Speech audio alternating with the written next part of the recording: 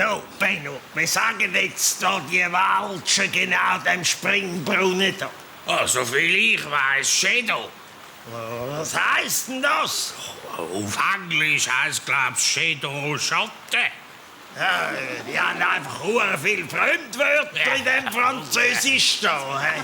Aber hey, geht jetzt nicht da unten durch, da das Kernbeschleuniger-Dings unten durch, müsste ich doch in den Eiern spüren, oder?